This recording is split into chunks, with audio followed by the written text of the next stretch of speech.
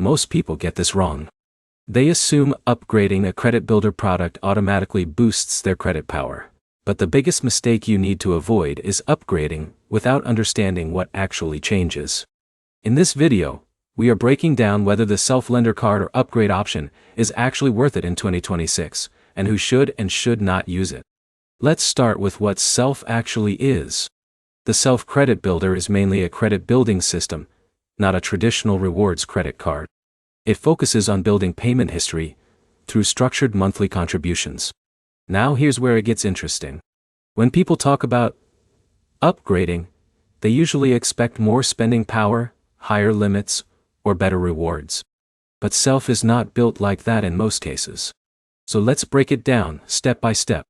First, what actually improves when you upgrade? In most situations, upgrading within Self means moving into a different credit building plan, or changing your credit structure. This can sometimes affect reporting, credit mix, or account type. For someone like Alex who is just starting credit, even the basic plan already does the main job. It reports consistent payments to credit bureaus, which is the core value. But here's the problem most users run into. They think upgrading will speed up credit growth. In reality, credit growth depends more on payment history and consistency than product level. Now let's talk about when upgrading might actually help.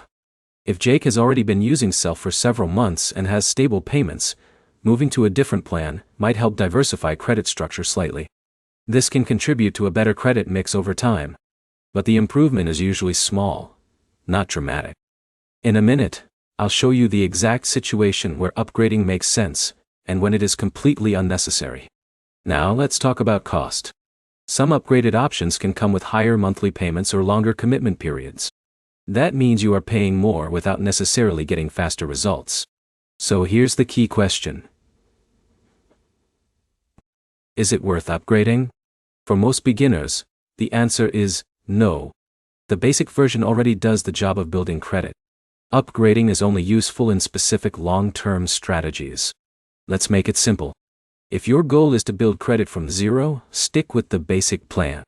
If your goal is optimizing credit mix after months of consistent history, then consider upgrading carefully.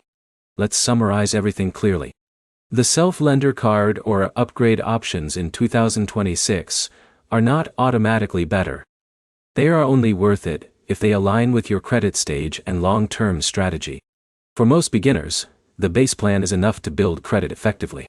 If this helped you understand whether upgrading is worth it, make sure to like, comment, and subscribe for more simple credit breakdowns like this.